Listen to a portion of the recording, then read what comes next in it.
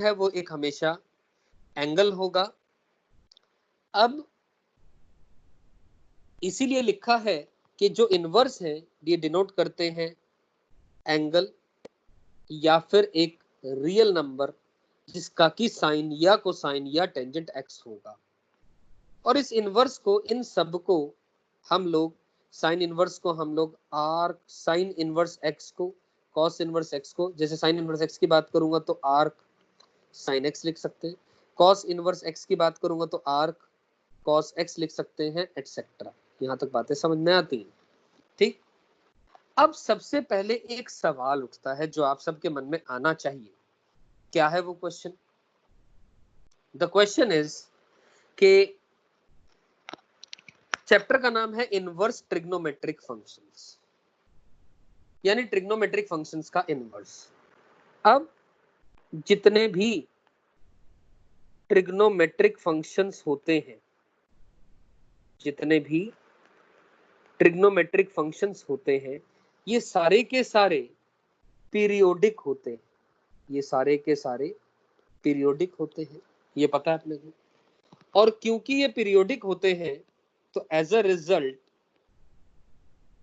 Result ये मैं बोल सकता हूं मैनी वन भी होते हैं। इतनी बात तो अपने को सभी को समझ में आती है। और जो मैनी वन फंक्शन होते हैं वो नॉट इनवर्टिबल होते हैं, नॉट इनवर्टिबल होते हैं। आई एम श्योर ये सभी आप लोग जानते हैं कि एक फंक्शन का इनवर्स एग्जिस्ट करने के लिए, एक फंक्शन का, for a function to be invertible, for a function to be invertible क्या होना जरूरी है? The function has to be 1 1 and onto, 1 1 and onto. मैंने कहा 1 1, पर ट्रिग्नोमेट्रिक फंक्शंस तो सारे पीरियोडिक होते हैं, जैसे कि sin x की वैल्यू -1 से 1 ही रिपीट टेलीकास्ट होती रहती है ना। 0 से 2 पाई में जो ग्राफ आ रहा है वही रिपीट टेलीकास्ट करता है, इसीलिए उसका पीरियड 2 पाई भी होता है। तो 1 1 होने के लिए अब हम क्या करते हैं, जैसे याद करें ट्रिग्नोमेट्री जब हम पढ़ते हैं उसके दो तरीके के सॉल्यूशन होते हैं। एग्जांपल के तौर पे एक इक्वेशन लिखी sin theta is equal to half, तो उसका एक प्रिंसिपल सॉल्यूशन होता है और एक जनरल सॉल्यूशन होता है। ठीक उसी तरीके से हम सारे ट्रिग्नोमेट्रिक 6 के 6 ट्रिग्नोमेट्रिक फंक्शंस के इनवर्टिबल नेचर की बात करेंगे तो केवल और केवल एक रिस्ट्रिक्टेड डोमेन में बात करेंगे। We will talk about in a restricted domain. I am repeating, हम बात करेंगे एक रिस्ट्रिक्टेड डोमेन में और रिस्ट्रिक्टेड रेंज में। रिस्ट्रिक्टेड डोमेन और रेंज दोनों को हम कहते हैं, इस रिस्ट्रिक्टेड डोमेन को हम लोग प्रिंसिपल डोमेन कह देते हैं, प्रिंसिपल डोमेन, और इस रिस्ट्रिक्टेड रेंज को हम लोग प्रिंसिपल रेंज कह देते हैं। यानी जिस डोमेन में, क्योंकि हम जानते हैं फंक्शन के इनवर्टिबल होने में जो रेंज और कोडोमेन बराबर होते हैं, ठीक। तो जिस डोमेन में फंक्शन का नेचर, जिस डोमेन में फंक्शन का नेचर 1 1 एंड ऑन टू रहेगा, 1 1 एंड ऑन टू रहेगा, उस डोमेन को हम लोग प्रिंसिपल डोमेन या रिस्ट्रिक्टेड डोमेन कह देते हैं। अब एक एक करके हमें हर फंक्शन की रिस्ट्रिक्टेड डोमेन, साइन इनवर्स की, कॉज इनवर्स की, हर एक की रिस्ट्रिक्टेड डोमेन, रेंज के बारे में बातें करनी पड़ेगी। वो उस डोमेन को प्रिंसिपल डोमेन, रेंज में अभी अभी समझाया मैंने कैसे आई, कौन सी रिस्ट्रिक्टेड डोमेन होगी, उसके पीछे क्या कोई कन्वेंशन है क्या, वो सारी बातें हम एक एक करके ग्राफ में करते चलेंगे। यहां तक मेरी बात समझ में आई है? इस लाइन का मतलब अभी नहीं मैं बता रहा हूं आपको, provide the answers given are numerically smallest available, अभी नहीं बात करते हैं। ए लाइन ऑलरेडी क्लियर है, मैं बता चुका हूं। अगली बात, if there are two angles, one positive and other negative having the same numerical value, then the positive should be taken. इसका भी मतलब अभी नहीं बात कर रहे हैं। Once all the things are clear, I will make sure कि आपको सारी की सारी चीजें एक एक करके समझ में आती चलें। तो अब सवाल उठता है, जैसा मैंने कहा प्रिंसिपल डोमेन और रेंज के बारे में, तो ये लिखा है टॉपिक आपके सामने, principal values and domains of the inverse trigonometric और सर्कुलर फंक्शंस। समझ में आती है बात? तो ये आई कैसे अभी बात करेंगे, अभी के लिए क्या क्या है मैंने आपके सामने लिख दी। तो ध्यान से देखें दोस्तों, जैसे कि y is equal to sine inverse x, sine inverse x की जो डोमेन है, प्रिंसिपल डोमेन लिख दी गई है, x lies between -1 to 1, and जो रेंज है वो भी लिख दी गई है माइनस का π/2 से लेकर के π/2। इसी तरह cos inverse x, tan inverse x, cosec inverse x, secant inverse x, cot inverse x, आप सबके सामने सारी की सारी प्रिंसिपल डोमेन और रेंज लिख दी गई है। अभी के लिए जस्ट ये देख लें, समझ लें होती क्या है, आई कैसे, एक एक करके बात करेंगे सभी फंक्शंस का, ठीक उसी प्रकार से जैसे sin x, cos x, सभी ट्रिग्नोमेट्रिक फंक्शंस के ग्राफ हमने सीखे हैं, उसी तरीके से सभी इनवर्स के ग्राफ्स हम सीखेंगे। मेरी बात समझ में आती है? चलिए, और अब कुछ एक नोट नीचे लिखा है, क्या the first quadrant is common to range of all the inverse functions, third quadrant is not used at all, और ये चार फंक्शंस हैं। पहली बात, चार बातों में से एक बात तो 100% क्लियर हो जाती है, D point, no inverse function is periodic, inverse function कोई भी पीरियोडिक नेचर नहीं एग्जिबिट करेगा। ठीक, ये बात तो क्लियर हो गई, बताने की जरूरत नहीं है। पहले तीनों बातें में मैं पॉइंट नंबर सी के बारे में जरूर बताना चाह रहा हूं। जैसे हम लोग एक कन्वेंशन लेकर के चलते हैं, क्या कन्वेंशन लेकर के चलते हैं हम लोग? हम एक कन्वेंशन लेते हैं, जस्ट अ मिनट, के मान लीजिए ये एक्स और वाई एक्सिस है, तो हम कन्वेंशन लेकर के ये चलते हैं कि क्लॉकवाइज डायरेक्शन को हम लोग नेगेटिव मानते हैं, क्लॉकवाइज को नेगेटिव मानते हैं, और एंटी क्लॉकवाइज को हम लोग पॉजिटिव मानते हैं। ठीक है, अब बस इनवर्स के अंदर में एक कन्वेंशन जो हमने माननी है, जैसे कि हम लोग ये 0 होता है, ये π/2 होता है, ये पाई होता है, ये 3π/2 होता है, और इसको 2π, फिर दोबारा ये चक्कर शुरू हो जाता है इस तरीके से, है ना, यही करते हैं हम। अब इनवर्स के अंदर में जो फोर्थ क्वाड्रेंट जो यूज होगा, उसमें ध्यान रहे इसको हम 3π/2 की बजाय माइनस का π/2 बोलेंगे और इसको 0 बोलेंगे, दैट्स इट। यानी क्लॉकवाइज डायरेक्शन में हम इसको यूज करेंगे। क्लॉकवाइज डायरेक्शन समझते हैं, क्लॉकवाइज मतलब ये, तो ये माइनस का π/2 से 0 है। इसकी एंगल्स की नोटेशंस हम -π/2 और 0 लेंगे, 3π/2 और 2π नहीं लेंगे। 3π/2 से 2π तो इधर की तरफ आते हैं, यानी एंटी क्लॉकवाइज होता है। यहाँ पे हमने, आई एम रिपीटिंग, हमने क्लॉकवाइज डायरेक्शन लेनी है। क्लियर है? बी पार्ट, तो ये सी पार्ट क्लियर हो गया। बी पार्ट की बात करूं, third quadrant is not used at all in the inverse functions, तीसरा क्वाड्रेंट हम यूज ही नहीं करेंगे। अभी ये बात आपको अपने आप समझ में आ जाएगी जब मैं 6 के 6 ग्राफ आपको समझा दूंगा। और first quadrant is common to the range of all the inverse functions. अब इस बात का आंसर मैं ये दूंगा, जितने भी ट्रिग्नोमेट्रिक इनवर्स फंक्शंस हैं 6 के 6, सभी के अंदर में जो इनपुट है, सभी के अंदर में जो इनपुट है, जैसे कि फॉर एग्जांपल मैं बात करूं साइन इनवर्स एक्स की, उसके अंदर में जो इनपुट है, भाई तीन ही बातें हो सकती हैं किसी चीज के अंदर में, या तो वो पॉजिटिव होगा एक्स, या वो इक्वल टू 0 होगा, या वो नेगेटिव होगा। ठीक, ऐसा साइन इनवर्स में नहीं, कॉस इनवर्स के अंदर में भी होगा, और इसी तरह secant inverse x, cosec inverse x, cot inverse x, सभी के अंदर में होगा। हो सकता है कोई ना कोई एक्स पर इनमें से फंक्शन डिफाइंड ना हो, कोई सा x इक्वल टू 0 पर कोई फंक्शन ना डिफाइंड हो, कैसे डिफाइन होगा या नहीं होगा वो भी अपन बात करने वाले हैं अभी। तो मैं ये कहना चाह रहा हूं बस कि अगर इनपुट पॉजिटिव है, इफ द इनपुट, इनपुट मतलब x is positive, the output will be from the first quadrant, from the first quadrant। ठीक, कैसे ये बात, इसका एक्सप्लेनेशन हम आपको देने वाले हैं वाया ग्राफ्स। एक एक करके ग्राफ समझते हैं और समझते चलते हैं चीजें। यहाँ तक आई एम श्योर सभी को मेरी बात क्लियर हुई। अभी तक अगर मैं सारांश करूं इस चैप्टर का तो मैंने कहा sine inverse, cos inverse, tan inverse, इनको arc sine x cos, sine arc cos x et cetera भी लिखते हैं। और ये arc sine x, arc cos x, ये सब क्या है? ये एंगल डिनोट करते हैं या रियल नंबर जिसका कि साइन कोसाइन एक्स है या टेंजेंट एक्स है। और ट्रिग्नोमेट्रिक फंक्शन पीरियोडिक नेचर के होते हैं, मैनी वन नेचर होता है, इसीलिए रिस्ट्रिक्टेड डोमेन में हम इसके इन्वर्टिबल होने की, एग्जिस्ट करने की बातें करेंगे, हर एक ट्रिग्नोमेट्रिक इनवर्स फंक्शन की। और सभी इन्हीं वैल्यूज को प्रिंसिपल डोमेन या प्रिंसिपल रेंज कहा जाता है। वो आपके सामने लिखिए, प्रिंसिपल डोमेन रेंज आई कैसे ग्राफिकली बात करेंगे।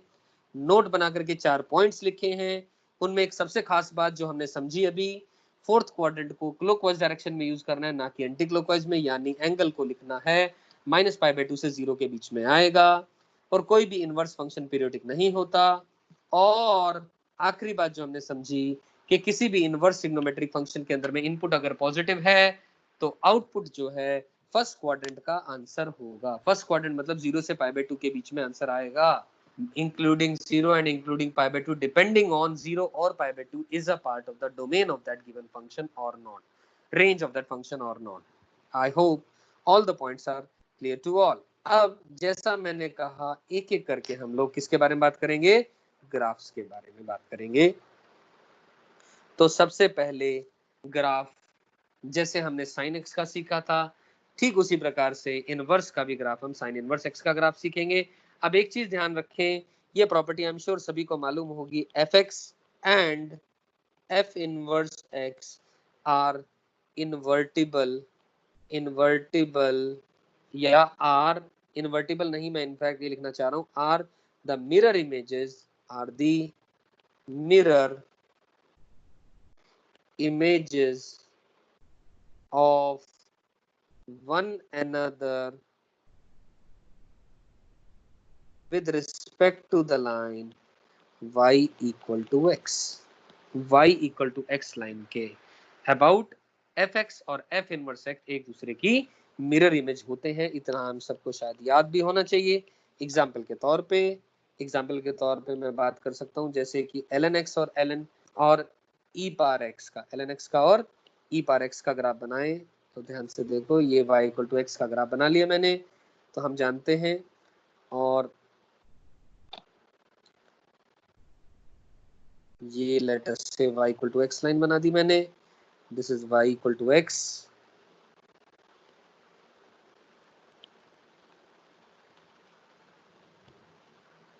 This is y equal to x। और हम जानते हैं जैसे कि ये ln x का ग्राफ है तो ये e पावर x का ग्राफ होता है। This is ln x, this is e power x, they both are mirror images of one another. तो as a result a, b becomes b, a, है ना। ये बात तो समझ में आती है, y इक्वल टू x के अंदर में मिरर इमेज का मतलब यही होता है। क्लियर? तो चलिए दोस्तों, with this let us start with the graph of y is equals to sin inverse x। अब साइन इनवर्स एक्स का ग्राफ बनाने से पहले मैं आप सबसे बात करूंगा किसकी? साइन एक्स के ग्राफ की। देखिए दोस्तों,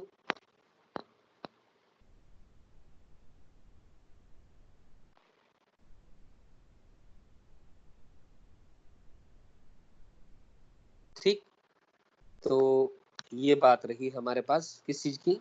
देखो ध्यान से, ये एक्स एक्सिस है, ये वाई एक्सिस है, ये y equal to x line. अभी एक काम करते हैं, केवल और केवल y is equal to sine x का ग्राफ बनाते हैं। तो y equal to sine x का ग्राफ हम सब जानते हैं, वो ये होता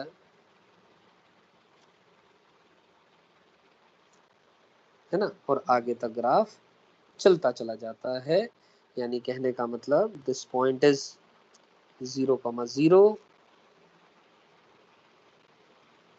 ये वाला पॉइंट आ जाएगा कितना? π/2,0, ये पॉइंट आ जाएगा π,0, ये पॉइंट आ जाएगा 3π/2,0 एंड गोज ऑन, आगे तक चलता जाएगा। और इसी तरह इधर की तरफ भी, जस्ट अ मिनट,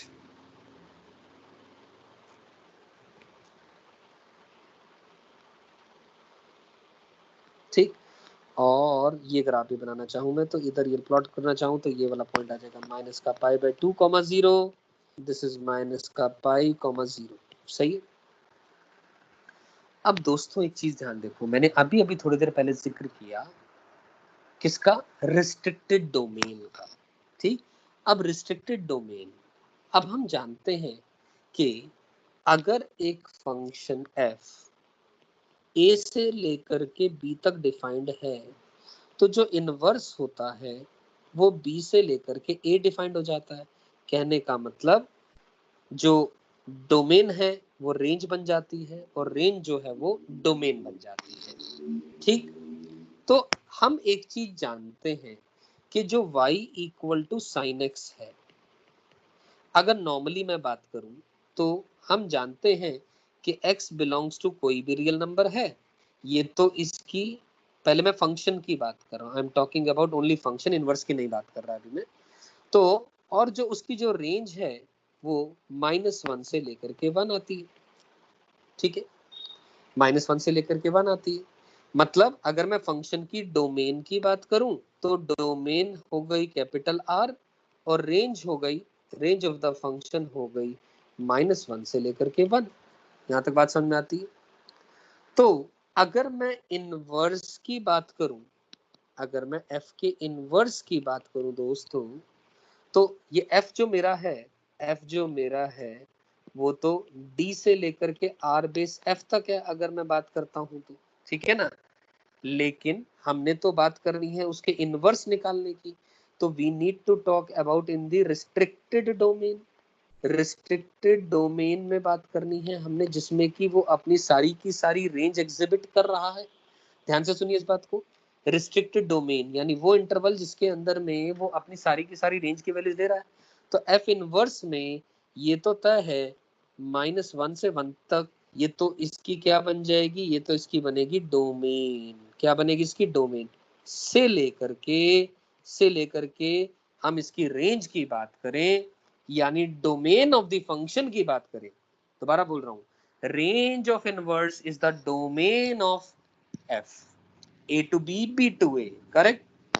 तो ध्यान से देखें, तो मुझे रिस्ट्रिक्टेड डोमेन चाहिए। तो रिस्ट्रिक्टेड डोमेन के लिए दोस्तों मैं इतना कहना चाहूंगा, यहां से लेकर के यहां तक के बीच में, यहां से यहां तक के बीच में, ध्यान से देखो, पहली बात ये वाला पॉइंट और ये वाला पॉइंट भी प्लॉट कर दे रहा हूं मैं। This point is 0,1, this point is 0,-1।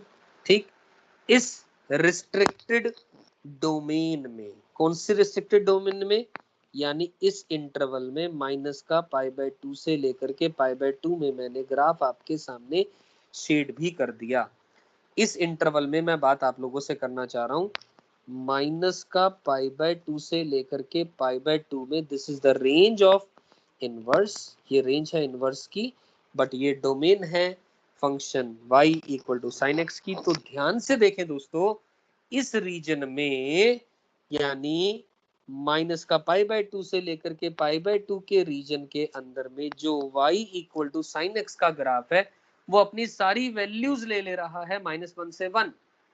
Clear है, सारी वैल्यूज ले रहा है। और दूसरी बात अगर मैं करना चाहूं तो आप ऐसे समझें, आप ऐसे समझें कि इस ड्यूरेशन में ये फंक्शन sin x अपनी सारी वैल्यू ले रहा है, तो इसी रीजन को हम रिस्ट्रिक्टेड डोमेन या प्रिंसिपल डोमेन बोल दे। और इस function y equal to sine x का, इस फंक्शन यानी ये मैं बना रहा हूं, this function is, this one is y equal to sine x का मिरर इमेज ले about the line y equal to x। तो y इक्वल टू x के अबाउट जैसे ही आप मिरर इमेज लेने की सोचेंगे तो दोस्तों ध्यान से देखें, ये जो ग्राफ है वो ये आ जाएगा यहां तक, और ये जो ग्राफ है वो यहां तक आ जाएगा, ये रहा इस तरीके से। ठीक, और मैं आपकी जानकारी के लिए बता दूं, ये π/2, 0 बन जाएगा कितना, 0,π/2। This point will be 0, π/2। 0, 1 will become 1, 0। तो ध्यान से देखें, दिस पॉइंट विल बी 1,0, इसी तरह इधर भी -1,0 और 0, माइनस का π/2, दिस इज 0, माइनस का π/2 एंड दिस इज -1,0। यहाँ तक बात समझ में आती है? तो the graph drawn with the black color is the graph of y is equal to sin inverse of x, और π/2 1 से आगे π/2 के कोरस्पॉन्डिंग जो वैल्यू होती है रेडियंस में, तो 1.5 समथिंग होती है ये वैल्यू। मेरी बात समझ में आ रही है? तो यही ग्राफ मैंने ध्यान से देखें दोस्तों, ये ग्राफ रहा नीचे वाला graph y is equal to sin x, the one which is bold in this figure is the graph of y is equal to arc sin x, यानी sin inverse x।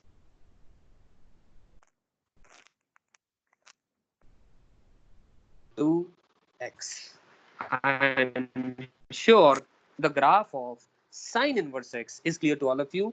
और इसी बात को आप ऐसे भी समझ सकते हैं, एक और तरीका है समझने का, बहुत आसान तरीका। एक और आप सिंपल सा ये माने कि y equal to sine x का ग्राफ हम सबको आता है, तो जो साइन इनवर्स x का ग्राफ है उसके अंदर में x और y एक्सिस इंटरचेंज हो जाते हैं,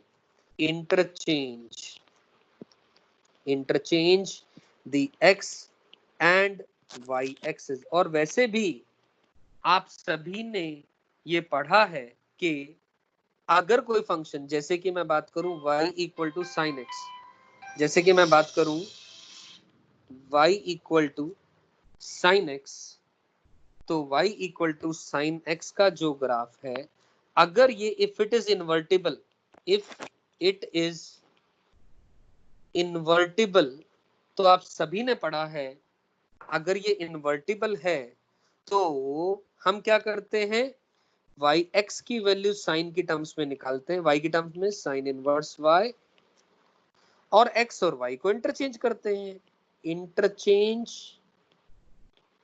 x एंड y, ये तो काम करते हैं। यानी कहने का मतलब x की जगह y आ जाएगा और y की जगह x, यानी साइन इनवर्स x, और in another words f required function is sine inverse of x।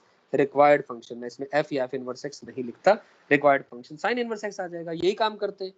तो दोस्तों आप ये ध्यान से समझो कि जो साइन x का ग्राफ है, लिसन टू मी नाउ, जो साइन x का ग्राफ है उसको x और y एक्सिस इंटरचेंज कर देंगे, तो कुछ और नहीं है, सिंपल, ध्यान से देखें, यही तो ग्राफ बनेगा। क्या? जस्ट अ मिनट,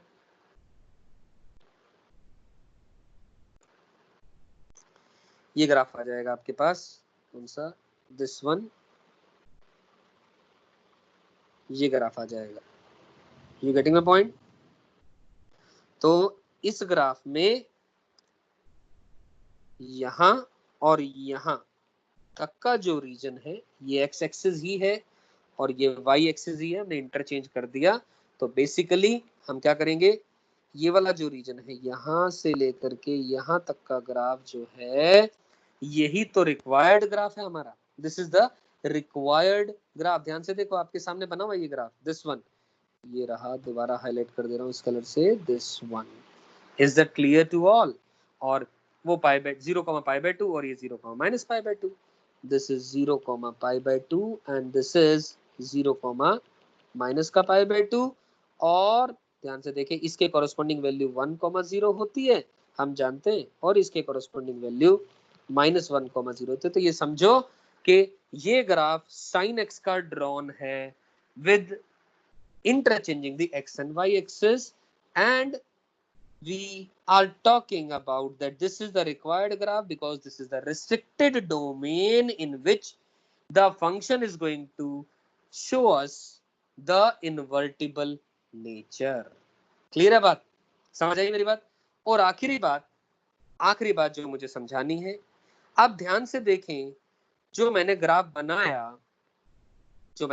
बनाया कौन सा, y equal to sine x का, उस ग्राफ के अंदर में मैंने क्या करा, बेसिकली ये अगर x और y एक्सिस था और ये line y equal to x थी, इस y इक्वल टू x में जो ग्राफ है साइन x का नीचे रखा और इधर भी नीचे रखा। यानी कहने का मतलब मैंने कहा x is greater than sine x, मैंने कहा ठीक। ये आपको ध्यान रखना है, ये जो ग्राफ है साइन x का वो इस लाइन के नीचे आए, ठीक। This can be proved bye, this can be proved bye, इसको प्रूव करने के लिए कई सारे तरीके, पहला कैलकुलस, दूसरा जो ग्राफ हमने जो बात करी आपके सामने जो आप याद रखें, और तीसरा वाया दी एक्सपेंशन सीरीज। एक्सपेंशन किसकी? एक्सपेंशन ऑफ साइन एक्स के थ्रू हम बात करेंगे तो हमें पता लग जाएगा कि एक्स जो है वो साइन एक्स से बड़ा है। और कैलकुलस से आगे चल के हम बात समझाएंगे आपको, considering f x is equal to x minus का साइन एक्स, तो हमें पता लग जाएगा एक्स साइन एक्स से बड़ा आ रहा है कि एक्स साइन एक्स से छोटा आ रहा है। तो इसीलिए ग्राफ नीचे है और तभी इसका मिरर इमेज ऊपर ले लिया जाता है इन द रीजन, भले ही हमें वो रिस्ट्रिक्टेड डोमेन में बात करी, लेकिन इमेज की बात करेंगे वो तो इमेज इस तरीके से बात कर सकते हैं। मेरी बात समझ में आई? तो x sin x से बड़ा है। अगर x पॉजिटिव है तो ध्यान से देखिए नजर भी आ रहा ग्राफ, और अगर x नेगेटिव है, अगर x नेगेटिव है तब भी जो x है वो ज्यादा नीचे है, तो x जो है वो ज्यादा नीचे, sin x थोड़ा कम नीचे है कंपैरेटिवली, तो x ज्यादा नेगेटिव है तो x is less than sin x होगा। ठीक है क्या? ये समझ में आ रही है बात? तो ये ग्राफ आपके सामने नजर आ रहा है, क्लियर है? तो with this I am sure you all are clear with the fact that this is the graph of the sin x, sin inverse x। और ध्यान से देखें sin inverse x के ग्राफ के बारे में एक और बात करूं मैं, इसकी कुछ प्रॉपर्टीज की। this graph is, we all can see this is what, ये ग्राफ साफ साफ नजर आ रहा है, ये एक ऑड फंक्शन है, ये एक ऑड फंक्शन है। क्यों? बिकॉज फर्स्ट क्वाड्रेंट और थर्ड क्वाड्रेंट के अंदर में ये it is the mirror about the, mirror image about the origin, ठीक है ना, mirror image about the origin. ये बात समझ में आ गई मेरी? और दूसरी बात, ये एक इंक्रीजिंग फंक्शन है। इंक्रीजिंग फंक्शन कैसे? मतलब as the x increases the y also increases. ध्यान से देखें, जैसे जैसे x इंक्रीज कर रहा है इधर की तरफ, x बढ़ता जा रहा है, y भी बढ़ता जा रहा है। कैसे? ऐसे डिनोट कर लें बात ये, जैसे x की वैल्यू मैंने -1 इनपुट करी, किसके अंदर में? y is equal to sine inverse के अंदर में -1 इनपुट करूंगा तो आप ग्राफ में देखो माइनस का π/2 आ रहा है। x की वैल्यू 0 इनपुट कर रहा हूं तो साइन इनवर्स के अंदर में 0 इनपुट कर रहा हूं तो वैल्यू 0 आ रही है।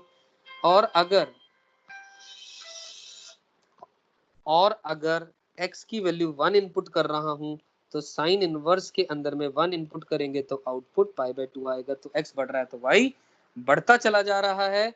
और एक बात और यहाँ पर जरूरी है मैं डिस्कस करना चाहूंगा, ध्यान से देखें, आखिरी बात कि जस्ट अ मिनट कि अगर मैं पूछूं कि बताओ भाई साइन इनवर्स 1 की वैल्यू क्या है, आप कहेंगे π/2, सही है बात। But if I ask you what is the value of sin inverse 2, answer is not defined. Why not defined? क्योंकि अभी अभी देखा दोस्तों आपने कि sin इनवर्स x के अंदर में जो x है वो वैल्यू -1 से 1 है, और जो y है वो हमेशा माइनस का π/2 से लेकर के π/2 ही आंसर आएगा। तो x -1 से 1 है तो only this is the permissible input allowed, तो this is also called as the domain. So principal domain भी मैंने आपको समझा दिया। तो मैंने यहाँ पर 2 इनपुट करा तो ये डिफाइंड ही नहीं है। मेरी बात समझ में आई? तो बहुत सारी बार पागल बनाने के लिए क्वेश्चंस दिए गए होंगे, हो सकता है पेपर में, हो सकता है कहीं पर भी, तो प्लीज उसे समझ के देख करके कंफ्यूज मत होइएगा। तो I am sure the graph of sine inverse x is clear to all. तो आगे पढ़ेंगे अगला ग्राफ कॉस इनवर्स एक्स